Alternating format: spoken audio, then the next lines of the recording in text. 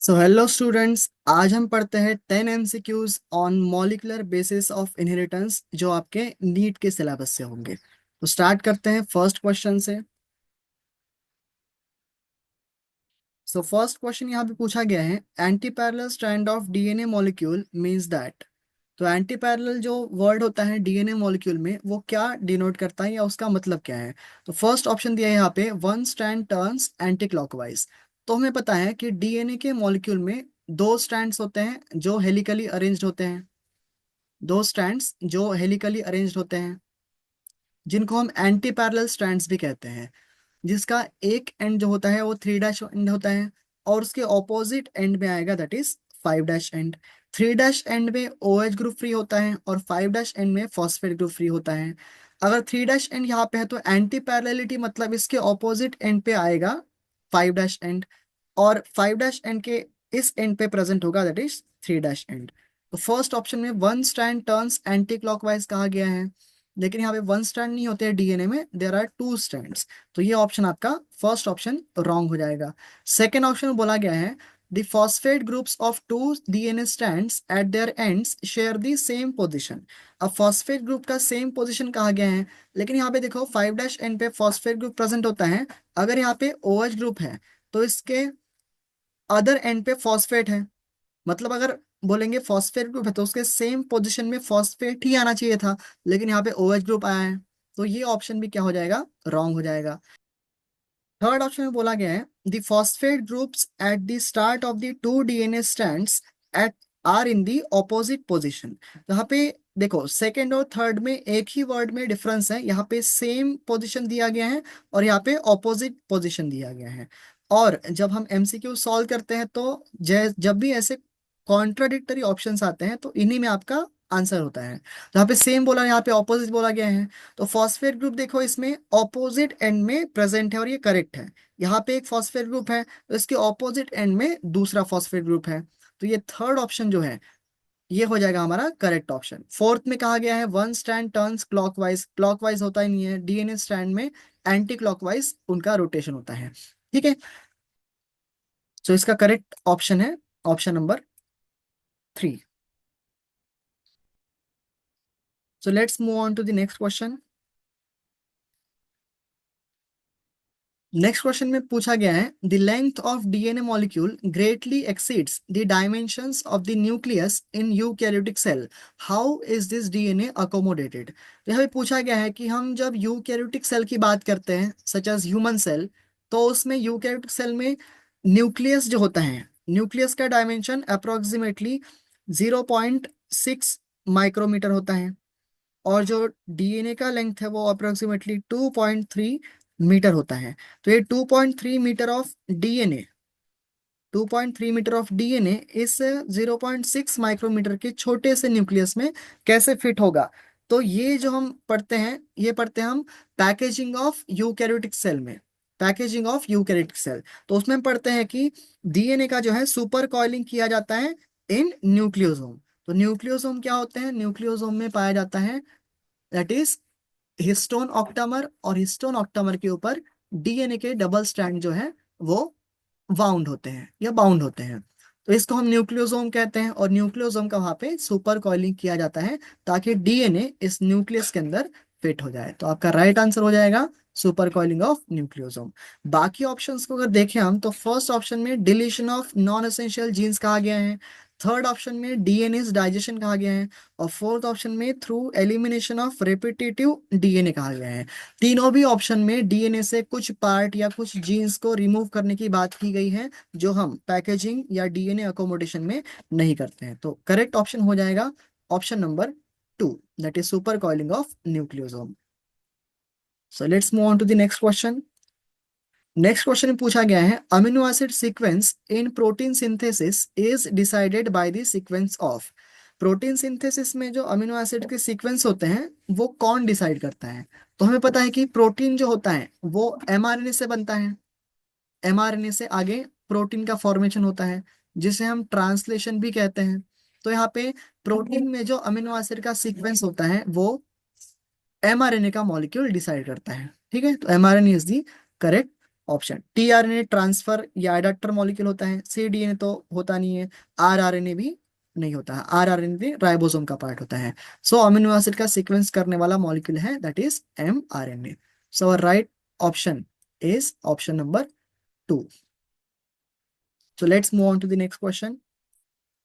Next question में पूछा गया है which one of the following is not a part of a transcription unit in DNA. अब हम जब ट्रांसक्रिप्शन पढ़ते हैं तो हमें पता है कि ट्रांसक्रिप्शन में there is a template DNA जो सेपरेट हुए होते हैं, टेम्पलेट डीएनए जो सेपरेट हुए होते हैं। और इन टेम्पलेट डीएनए पे आपको 3 रीजन्स देखने को मिलते हैं। There are 3 regions on the template DNA. First region को हम प्रमोटर कहते हैं, सेकेंड रीजन को हम स्ट्रक्चरल जीन कहते हैं, और थर्ड रीजन होता है यहाँ पे टर्मिनेटर। तो फर्स्ट ऑप्शन में इंड्यूसर बोला गया है, और इंड्यूसर ट्रांसक्रिप्शन यूनिट का पार्ट नहीं होता है, टर्मिनेटर पार्ट होता है, प्रमोटर भी होता है और स्ट्रक्चरल जीन भी होता है। This is promoter, this is structural gene, और ये होता है टर्मिनेटर। ठीक है, इंड्यूसर जो है वो लैक ओपेरॉन का पार्ट होता है, ट्रांसक्रिप्शन यूनिट का नहीं। So our right option is option number 1। So let's move on to the next question. So next question में पूछा गया है which one of the following is wrongly matched. Wrong match यहाँ पे पूछा गया है। जब भी हम एमसीक्यू सॉल्व करते हैं तो वहाँ पे आपको देखना चाहिए कि वहाँ पे रॉन्ग पूछा गया है, इनकरेक्ट पूछा गया है, करेक्ट पूछा गया है, वहीं से हमारे सिली मिस्टेक्स होते हैं। तो फर्स्ट ऑप्शन में दिया है ट्रांसक्रिप्शन। ट्रांसक्रिप्शन में बोला गया है writing information from DNA to tRNA. और यहाँ पे ट्रांसक्रिप्शन बोला गया है, ट्रांसक्रिप्शन हमें पता है कि डीएनए से जो है एमआरएनए का फॉर्मेशन होता है, टीआरएनए का नहीं। तो हमें पहला ही जो है हमारा, पहला ही हमारा रॉन्ग मैच हो जाएगा। तो first one is the correct option. बाकी ऑप्शन अगर हम देखें तो सेकेंड ऑप्शन में बोला गया है ट्रांसलेशन। ट्रांसलेशन में कहा गया है कि using the information in mRNA to make protein. तो ट्रांसलेशन में जो है एमआरएनए से प्रोटीन बनाया जाता है, it is the correct statement. Repressor protein कहा गया है, रिप्रेसर प्रोटीन जो लैक ओपेरॉन का पार्ट होता है, binds to an operator to stop enzyme synthesis.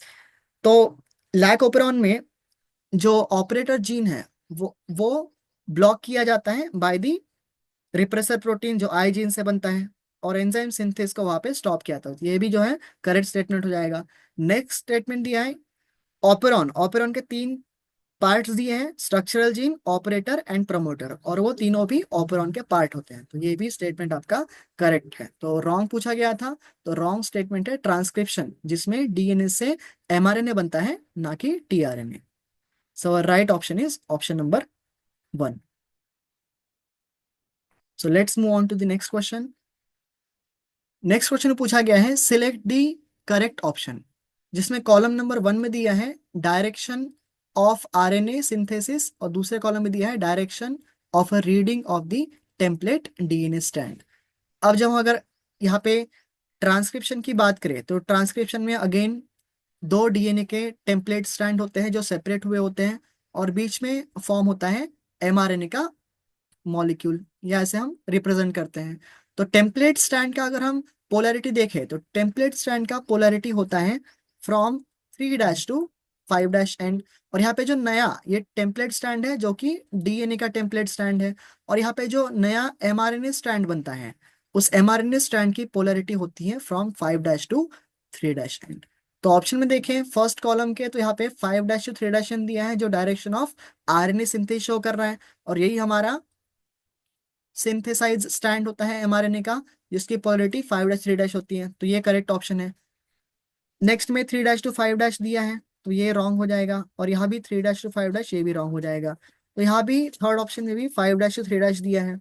लेकिन आपका जो टेम्पलेट डीएनए होता है उसकी पोलैरिटी होती है फ्रॉम 3' टू 5' एंड, जो कि सिर्फ ऑप्शन नंबर 1 में मेंशन है, और ये आपका करेक्ट ऑप्शन हो जाएगा। ऑप्शन नंबर थर्ड में अगेन 5' 3' दिया है, तो ये भी आपका रॉन्ग आंसर हो जाएगा। So the correct option is option number 1। So let's move on to the next question. Next question में पूछा गया है which one of the following pairs of nitrogenous bases of nucleic acids is wrongly matched with the category mentioned against it. तो यहाँ पे nitrogenous bases के बारे में पूछा गया है, और हमें पता है nitrogenous bases are of two types, that is purines and pyrimidines, these are nitrogenous bases, जिसमें प्यूरिन्स में आते हैं एडेनिन एंड ग्वानिन और पायरिमिडिन्स में आते हैं साइटोसिन, थाइमिन एंड आरएनए होगा तो उसमें यूरासिल आ जाएगा। तो फर्स्ट ऑप्शन दिया है thymine and uracil are pyrimidines, और पूछा क्या गया हमें यहाँ पे रॉन्गली मैच पूछा गया है। ठीक है, यहाँ पे ध्यान देना होता है, रॉन्गली मैच पूछा गया है। तो थाइमिन यूरासिल पायरिमिडिन्स सही है, थाइमिन और यूरासिल आर पायरिमिडिन्स होते हैं। नेक्स्ट ऑप्शन में दिया है uracil and cytosine are pyrimidine, यहाँ पे यूरासिल और साइटोसिन आर पायरिमिडिन, ये भी करेक्ट है। Guanine and adenine are purines, तो ये भी करेक्ट है। एडेनिन एंड ग्वानिन ये जो है वो प्यूरिन्स के पार्ट होते हैं या प्यूरिन्स के टाइप्स होते हैं। लास्ट ऑप्शन में दिया है adenine and thymine are purine. अब एडेनिन तो प्यूरिन, लेकिन थाइमिन जो है वो पायरिमिडिन का पार्ट होता है। ठीक है, तो ऑप्शन 4 ये है आपका रॉन्ग मैच और ये आपका राइट हो जाएगा। ठीक है, तो correct option is option number 4। So let's move on to the next question.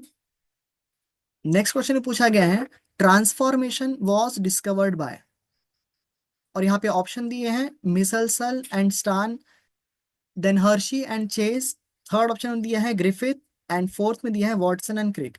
तो हमें पता है कि ग्रिफिथ जो थे, फ्रेडरिक ग्रिफिथ, उन्होंने एक एक्सपेरिमेंट किया था जिसको कहा जाता है ग्रिफिथ्स एक्सपेरिमेंट, जिसको ग्रिफिथ्स एक्सपेरिमेंट से भी जाना जाता है। अब ग्रिफिथ एक्सपेरिमेंट में उन्होंने एक वर्ड दिया था that is transforming principle, transforming principle. और ये ट्रांसफॉर्मिंग प्रिंसिपल जो है वो ट्रांसफॉर्मेशन करने में हेल्प करता था, जो हम एस स्ट्रेन और आर स्ट्रेन पढ़ते हैं। तो यहाँ पे जो है ग्रिफिथ, ये हो जाएगा आपके करेक्ट ऑप्शन, जिन्होंने ट्रांसफॉर्मेशन ये डिस्कवर किया था। ठीक है, तो correct option is option number 3। So let's move on to the next question. Next question में पूछा गया है which one of the following is not applicable to tRNA. अब टीआरएनए के लिए कौन से स्टेटमेंट एप्लीकेबल नहीं है। फर्स्ट ऑप्शन में दिया है कॉम्प्लीमेंट्री बेस पेयरिंग। तो अगर आरएनए की बात करें तो आरएनए के ऊपर प्रेजेंट होते हैं कोडॉन्स या कहें नाइट्रोजनस बेसिस, और नाइट्रोजनस बेसिस के हम कॉम्प्लीमेंट्री सीक्वेंस जो है वो बना सकते हैं।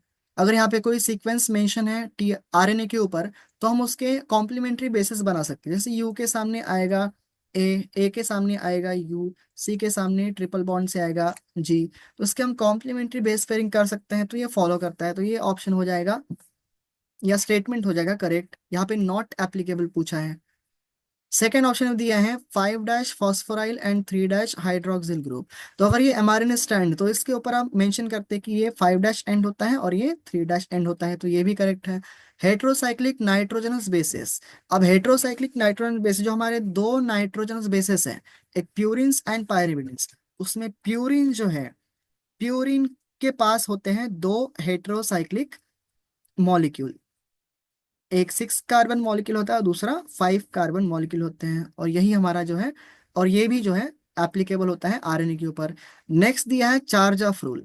अब ये चार्ज ऑफ रूल जो है सिर्फ डबल स्टैंडर्ड मॉलिक्यूल के ऊपर अप्लाई होता है, जो मोस्टली डीएनए होता है, और डीएनए के ऊपर चार्ज ऑफ रूल जो है अप्लाई कर सकते हैं। लेकिन जो सिंगल स्टैंडर्ड मॉलिक्यूल होते हैं उनके ऊपर चार्ज ऑफ रूल अप्लाई नहीं होता है, और यहाँ पे नॉट एप्लीकेबल पूछा है, तो आरएनए के ऊपर जो नॉट एप्लीकेबल है वो चार्ज ऑफ रूल होगा, तो यही आपका करेक्ट ऑप्शन हो जाएगा। तो correct option is option number 4। सो आज के लास्ट क्वेश्चन पे आते हैं। लास्ट क्वेश्चन, क्वेश्चन नंबर 10 में पूछा गया है removal of RNA polymerase 3 from nucleoplasm will affect the synthesis of. अब यहाँ पे रिमूवल ऑफ आरएनए पॉलीमरेज 3 पूछा गया है, और आरएनए पॉलीमरेज 3 जो है वो ट्रांसक्रिप्शन प्रोसेस में इन्वॉल्व होता है, और ट्रांसक्रिप्शन प्रोसेस में फॉर्म होता है आरएनए। ट्रांसक्रिप्शन प्रोसेस में आरएनए फॉर्म होता है, लेकिन आरएनए के 3 टाइप्स पाए जाते हैं। उसमें सबसे पहला टाइप अगर ले हम most commonly that is mRNA, second type होता है टीआरएनए, और थर्ड होता है आरआरएनए। अगर ये प्रोकैरियोटिक सेल है तो प्रोकैरियोटिक सेल में तीनों भी जो मॉलिक्यूल हैं वो एक ही एंजाइम से बनते हैं, दैट इज आरएनए पॉलीमरेज से ही बनते हैं।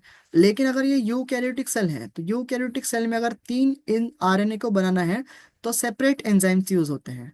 नाम वही रहेगा आरएनए पॉलीमरेज, बस उसको नंबरिंग दी जाएगी। जैसे एमआरएनए बनता है आरएनए पॉलीमरेज 2 से, टीआरएनए बनता है आरएनए पॉलीमरेज 3 से, और आरआरएनए फॉर्म होता है आरएनए पॉलीमरेज 1 से। ठीक है, तो यहाँ पे अगर यहाँ पे पूछा गया है कि रिमूवल ऑफ आरएनए पॉलीमरेज 3, तो आरएनए पॉलीमरेज 3 को अगर हम न्यूक्लियोप्लाज्म से रिमूव कर देंगे तो यहाँ पे आरएनए पॉलीमरेज 3 से टीआरएनए के सिंथेसिस पे अफेक्ट होगा। तो यहाँ पे करेक्ट आंसर हो जाएगा हमारा टीआरएनए। ओके, तो आज के लिए हम यही रुकते हैं। यहाँ पे हमने 10 एमसीक्यूज डिस्कस कर लिए हैं। नेक्स्ट लेक्चर में हम और कुछ एमसीक्यूज डिस्कस करेंगे जो आपके आने वाले नीट के एग्जाम में हेल्पफुल होंगे। Okay, thank you.